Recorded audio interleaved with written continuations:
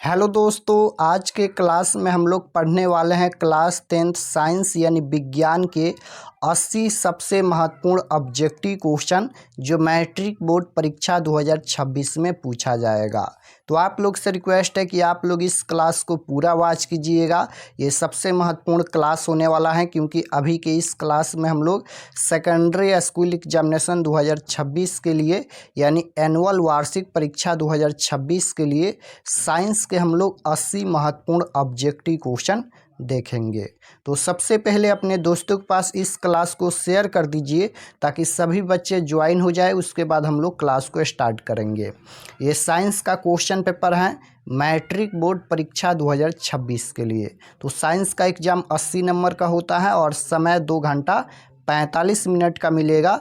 और इस क्लास में हम लोग साइंस के टोटल 80 क्वेश्चन देखेंगे और आपके फाइनल परीक्षा में भी साइंस में 80 ऑब्जेक्टिव क्वेश्चन पूछा जाएगा। तो आप लोग इस क्लास से अपना तैयारी भी जांच सकते हैं कि आप लोग 80 क्वेश्चन में से कितना क्वेश्चन सही कर पाते हैं।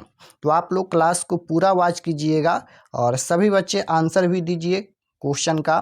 पहला नंबर क्वेश्चन यहाँ पर पूछा गया है, किरणों के समूह को कहते हैं, क्या कहते हैं? किरणों के समूह को क्या कहते हैं? प्रकाश पुंज, किरण पुंज या ए और बी दोनों या इनमें से कोई नहीं। तो किरणों के समूह को क्या कहते हैं जी? तो किरणों के समूह को हम लोग प्रकाश पुंज भी कहते हैं और किरण पुंज भी कहते हैं। तो right answer option number C हो जाएगा, ए और बी दोनों। किरणों के समूह को प्रकाश पुंज और किरण पुंज दोनों कहा जाता है। ऑप्शन नंबर सी बिल्कुल राइट आंसर हो जाएगा क्वेश्चन नंबर 1 का। क्वेश्चन नंबर 2 पूछा गया है कि प्रकाश की किरणें गमन करती हैं। प्रकाश की किरणें गमन करती हैं किसी भी दिशा में, तिरछी रेखा में, सीधी रेखा में या इनमें से कोई नहीं। तो प्रकाश की किरणें हमेशा सीधी रेखा में गमन करती हैं। सभी का राइट आंसर सी होगा, सीधी रेखा में प्रकाश की किरणें गमन करती हैं हमेशा सीधी रेखा में। ऑप्शन नंबर सी बिल्कुल राइट आंसर हो जाएगा क्वेश्चन नंबर 2 का। प्रकाश की किरणें हमेशा सीधी रेखा में गमन करती हैं। क्वेश्चन नंबर 3 की ओर चलते हैं। 3 नंबर क्वेश्चन यहाँ पर पूछा गया है कि अवतल दर्पण किस प्रकार का दर्पण है। यहाँ पर दर्पण पूछा गया है, लेंस नहीं। अवतल दर्पण किस प्रकार का दर्पण है? अपसारी, अभिसारी या अभिसारी एंड अपसारी दोनों या इनमें से कोई नहीं। तो अवतल दर्पण को किस प्रकार का दर्पण कहा जाता है?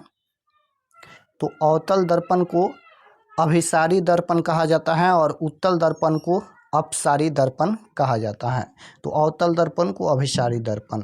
Right answer option number B हो जाएगा। अगर लेंस में पूछा जाएगा कि अवतल लेंस को कौन सा लेंस कहते हैं, तो अवतल लेंस को अपसारी लेंस कहते हैं और उत्तल लेंस को अभिसारी लेंस कहते हैं। लेकिन दर्पण में उल्टा हो जाएगा, अवतल दर्पण को हम लोग अभिसारी दर्पण कहेंगे और उत्तल दर्पण को हम लोग अपसारी दर्पण कहेंगे। तो राइट आंसर बी हो जाएगा। अवतल दर्पण किस प्रकार का दर्पण है? अभिसारी दर्पण। क्वेश्चन नंबर 4 पूछा गया है, दृश्य प्रकाश में किस वर्ण का तरंगदैर्घ्य अधिकतम होता है? अधिकतम यहाँ पर पूछा गया है। तो दृश्य प्रकाश में किस वर्ण का तरंगदैर्घ्य अधिकतम होता है? काला, लाल, नीला या पीला? तो लाल रंग का तरंगदैर्घ्य सबसे अधिक होता है। राइट आंसर क्या हो जाएगा? ऑप्शन नंबर बी हो जाएगा।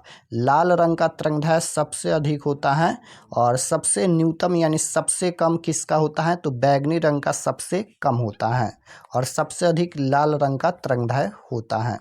क्वेश्चन नंबर 5 पूछा गया है, साइड मिरर के रूप में प्रयुक्त होता है। तो साइड मिरर के रूप में कौन सा दर्पण प्रयुक्त होता है? तो साइड मिरर के रूप में उत्तल दर्पण प्रयुक्त होता है। ऑप्शन नंबर बी बिल्कुल राइट आंसर हो जाएगा। और दाढ़ी बनाने में यानी हजामत के रूप में अवतल दर्पण प्रयुक्त होता है। तो दोनों आपको याद रखना है। क्वेश्चन नंबर 6 पूछा गया है कि निम्न में कौन सा पदार्थ लेंस के लिए प्रयुक्त नहीं किया जा सकता है?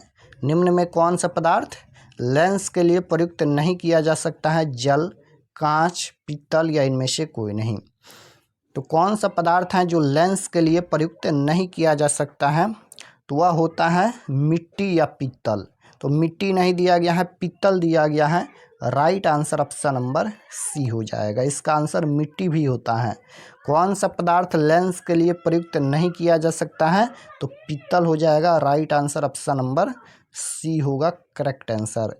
क्वेश्चन नंबर 7 पूछा गया है कि लेंस में मुख्य फोकस की संख्या होती है। तो लेंस में मुख्य फोकस की संख्या कितनी होती है?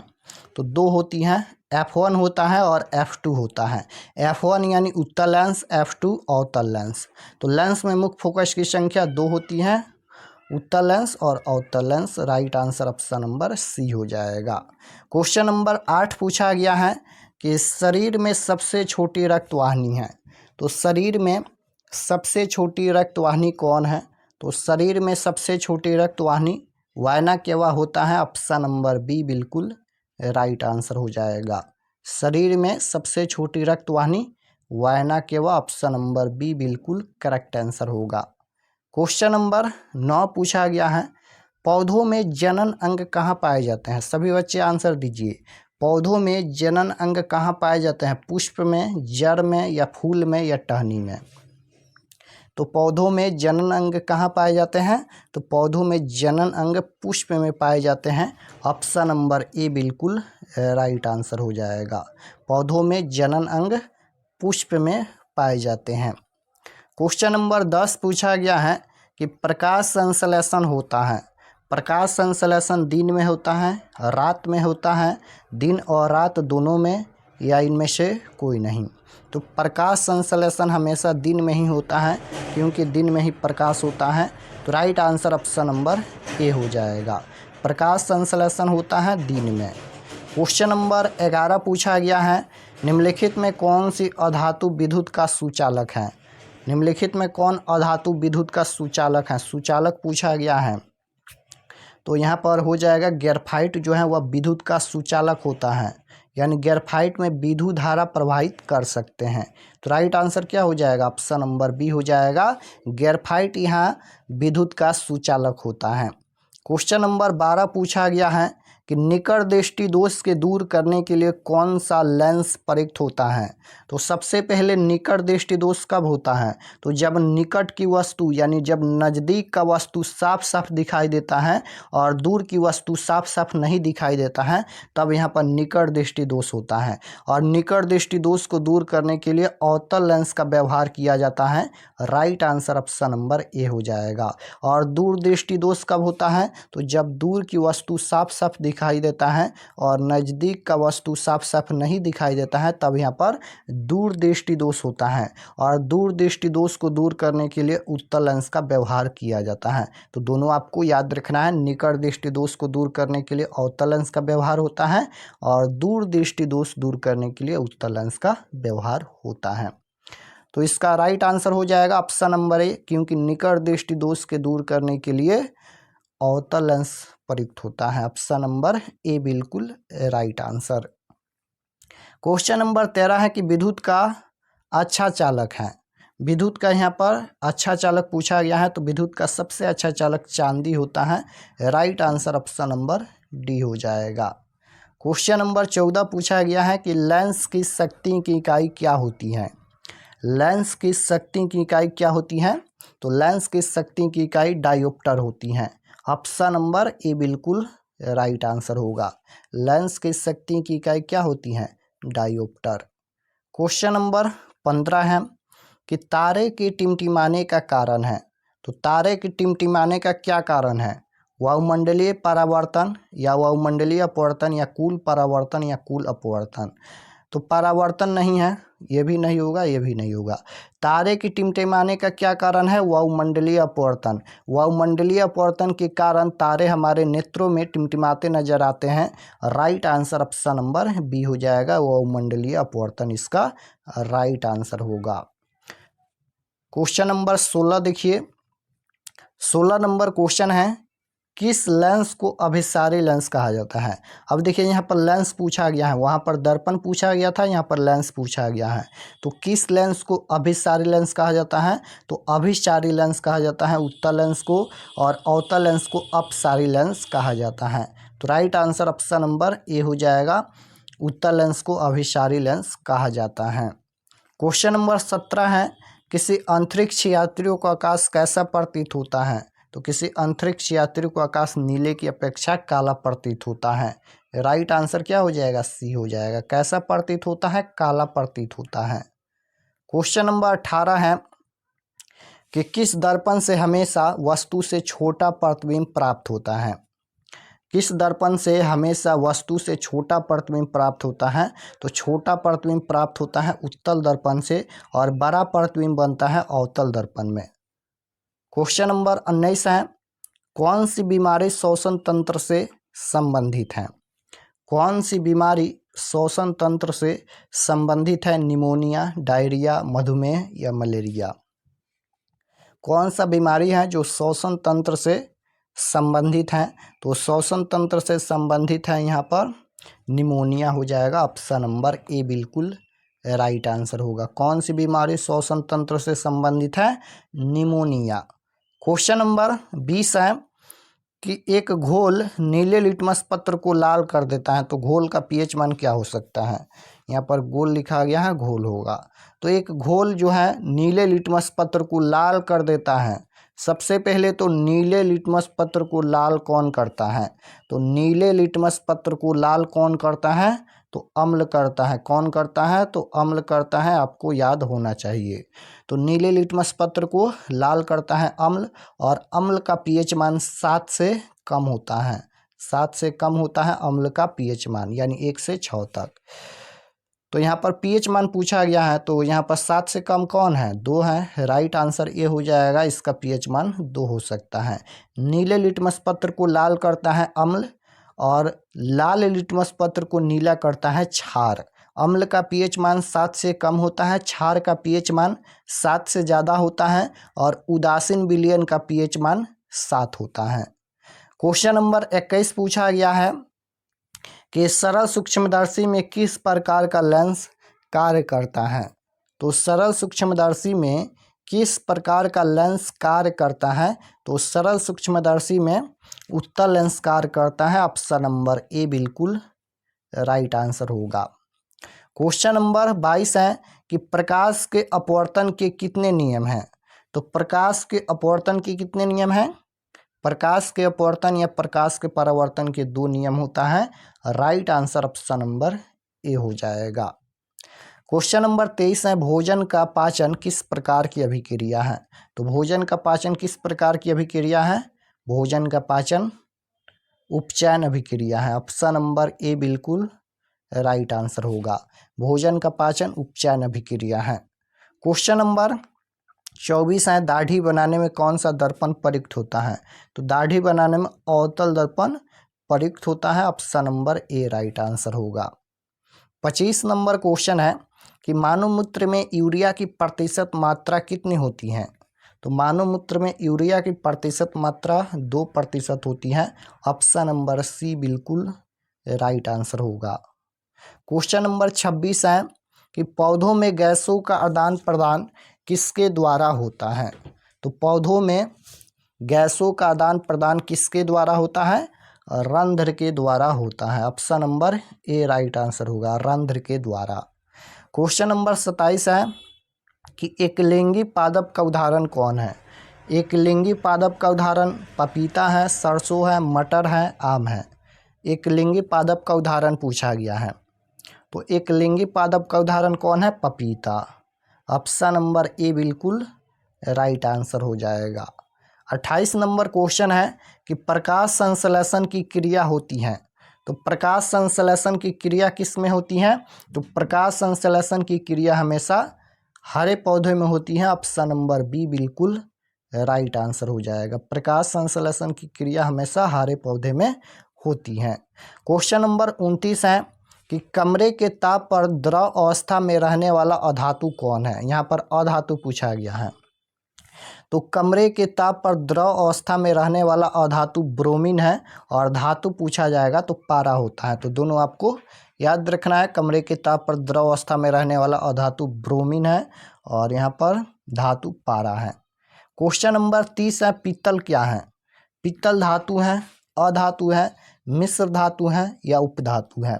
तो पीतल क्या है? पीतल एक मिश्र धातु है। ऑप्शन नंबर सी बिल्कुल राइट आंसर होगा।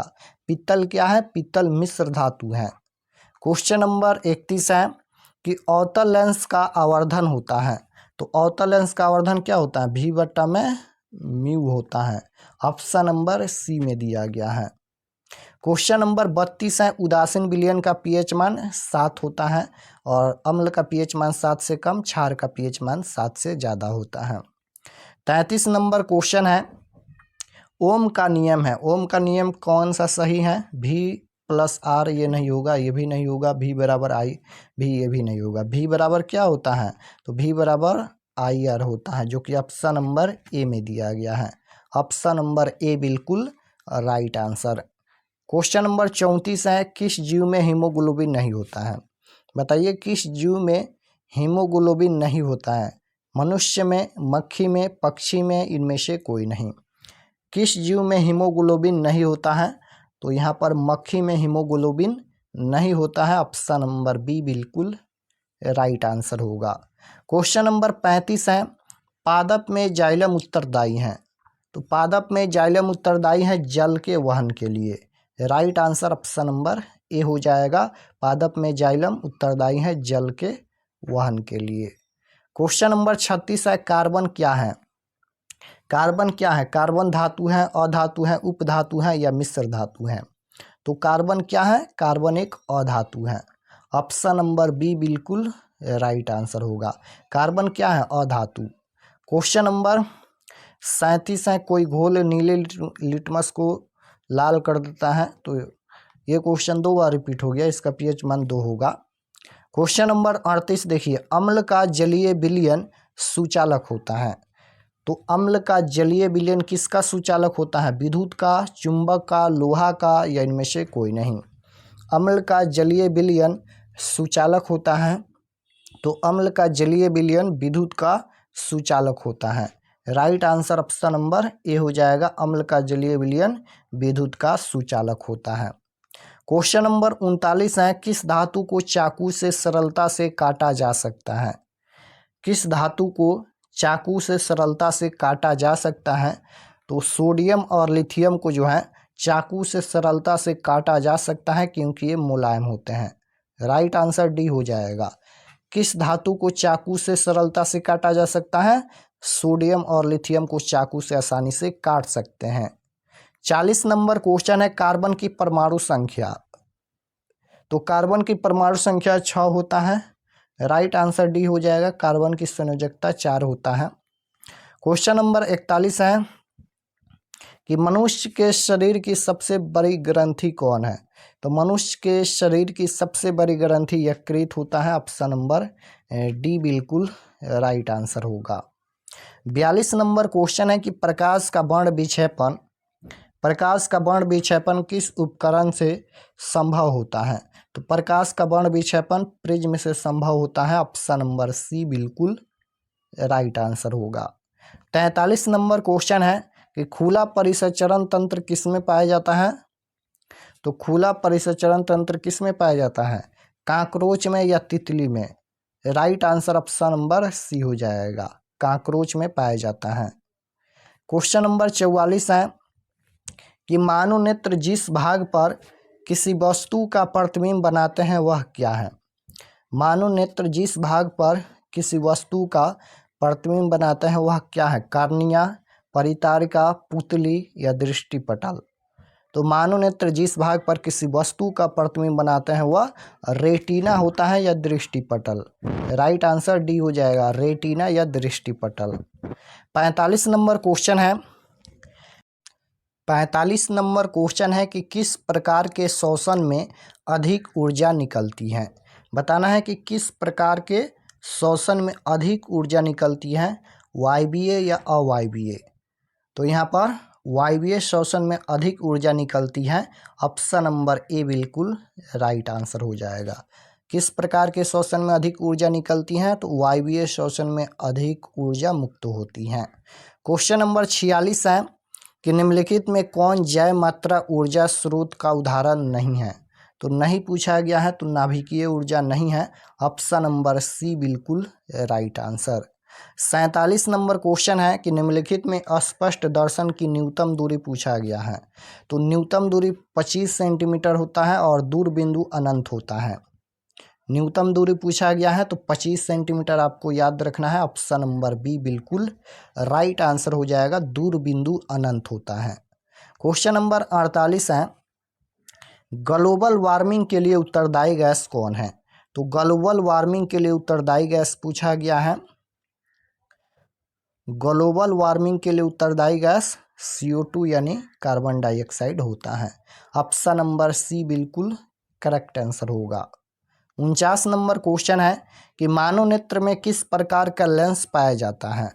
तो मानव नेत्र में किस प्रकार का लेंस पाया जाता है? मानव नेत्र में उत्तल लेंस पाया जाता है। ऑप्शन नंबर ए बिल्कुल राइट आंसर होगा। 50 नंबर क्वेश्चन है, गर्म जल प्राप्त करने के लिए हम सौर जल तापन का उपयोग किस दिन नहीं कर सकते हैं? तो गर्म जल प्राप्त करने के लिए हम सौर जल तापन का उपयोग बादले वाले दिनों में नहीं कर सकते हैं। Option number A right answer होगा।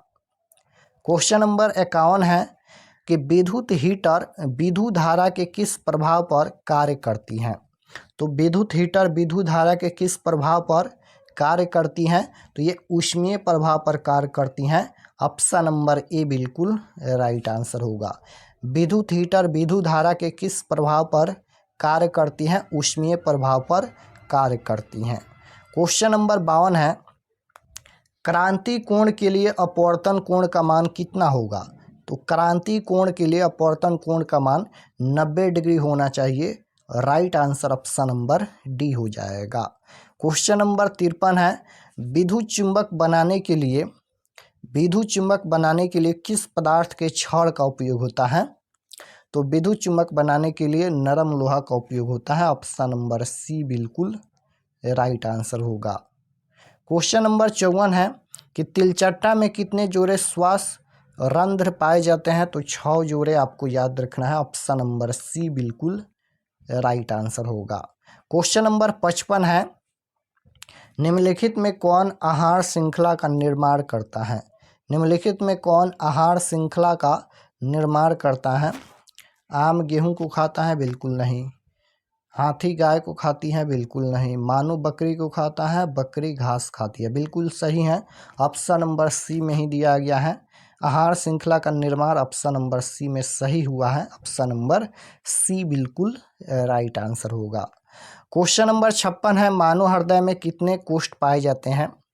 तो मानव हृदय में कितने कोष्ठ पाए जाते हैं? मानव हृदय में 4 कोष्ठ पाए जाते हैं। यहाँ पर देखिए 2 बार सी लिखा गया है। तो मानव हृदय में कितने कोष्ठ पाए जाते हैं? 4 कोष्ठ पाए जाते हैं। क्वेश्चन नंबर 57 है, निम्नलिखित में कौन अम्ल का पीएच मान नहीं है? तो अम्ल का पीएच मान 7 से कम होता है, 7 से ज़्यादा 7 है, यह उदासीन विलयन का पीएच मान है। राइट आंसर सी हो जाएगा। 58 नंबर क्वेश्चन है, कार्य करने की क्षमता को कहते हैं? तो कार्य करने की क्षमता को क्या कहते हैं? बल, शक्ति, ऊर्जा, इनमें से कोई नहीं। तो कार्य करने की क्षमता को क्या कहते हैं? तो कार्य करने की क्षमता को ऊर्जा कहते हैं। Right answer option number C हो जाएगा। नेक्स्ट क्वेश्चन है, हाइड्रा में क्या पाया जाता है? तो हाइड्रा में क्या पाया जाता है? स्पर्श पाया जाता है। Option number A right answer होगा। क्वेश्चन नंबर 60 है कि निम्नलिखित में किस माध्यम में प्रकाश की चाल सबसे अधिक है? तो सबसे अधिक पूछा गया है ना।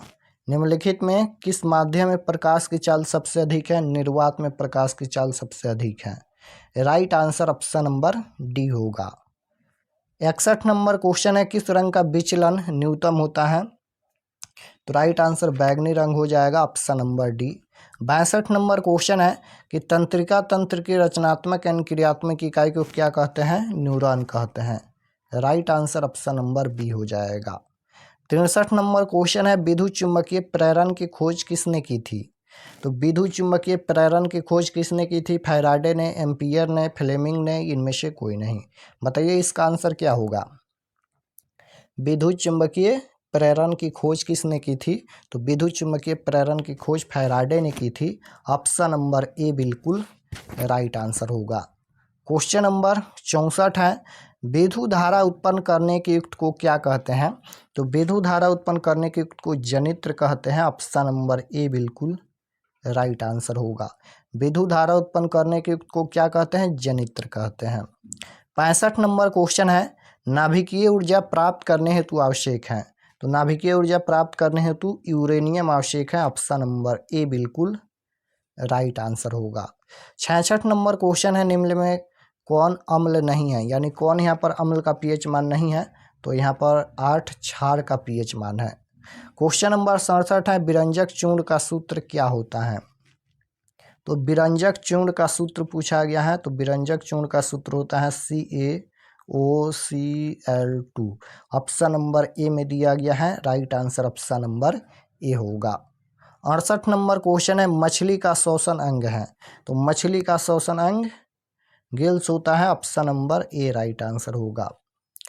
नेक्स्ट क्वेश्चन है कि दांतों को साफ करने के लिए दंत मंजन होता है। दांतों को साफ करने के लिए दंत मंजन क्षारीय होता है। ऑप्शन नंबर बी बिल्कुल राइट आंसर होगा। 70 नंबर क्वेश्चन है कि चिपको आंदोलन की शुरुआत कब हुई?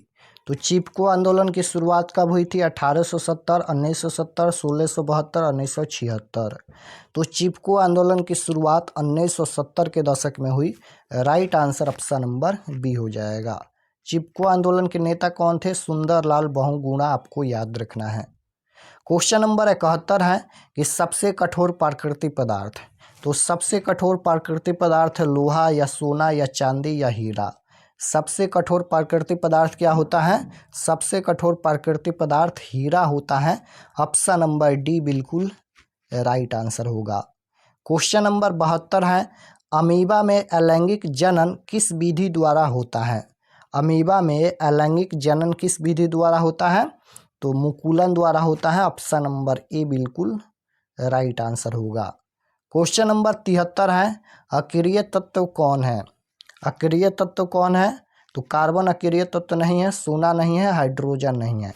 अक्रिय तत्व हीलियम, आर्गन, ये अक्रिय तत्व है। ऑप्शन नंबर बी बिल्कुल राइट आंसर होगा। क्वेश्चन नंबर 74 है, निम्नलिखित में किसका अपवर्तनांक सबसे अधिक है? तो किसका अपवर्तनांक सबसे अधिक है? वायु, बर्फ, कांच, डी ऑप्शन है हीरा। तो हीरा का अपवर्तनांक सबसे अधिक है। ऑप्शन नंबर डी बिल्कुल राइट आंसर होगा। क्वेश्चन नंबर 75 है कि क्या लिथियम को चाकू से काटा जा सकता है? क्या लिथियम को चाकू से काटा जा सकता है? तो बिल्कुल लिथियम और सोडियम को चाकू से काटा जा सकता है, क्योंकि ये मुलायम होते हैं। राइट आंसर ए हो जाएगा। क्वेश्चन नंबर 76 है कि सिलिकॉन क्या है? सिलिकॉन क्या है जी? सिलिकॉन एक उपधातु है। ऑप्शन नंबर सी बिल्कुल राइट आंसर होगा। सिलिकॉन क्या है? उपधातु। क्वेश्चन नंबर 77 है, आवर्त सारणी में कितने आवर्त हैं? तो आवर्त सारणी में कितने आवर्त हैं? आवर्त सारणी में 7 आवर्त होते हैं और आवर्त सारणी में वर्गों की संख्या 18 होता है। क्वेश्चन नंबर 78 है, अंडाणु निषेचित होता है। अंडाणु निषेचित होता है फैलोपियन नालिका से। अंडाणु निषेचित होता है फैलोपियन नालिका से। ऑप्शन नंबर बी बिल्कुल राइट आंसर होगा। नेक्स्ट क्वेश्चन है, पीत रस कहाँ से प्रभावित होता है? पीत रस कहाँ से प्रभावित होता है? तो पीत रस यकृत से होता है। ऑप्शन नंबर बी बिल्कुल राइट आंसर होगा। 80 नंबर क्वेश्चन है, मानव मस्तिष्क का औसत भार क्या है?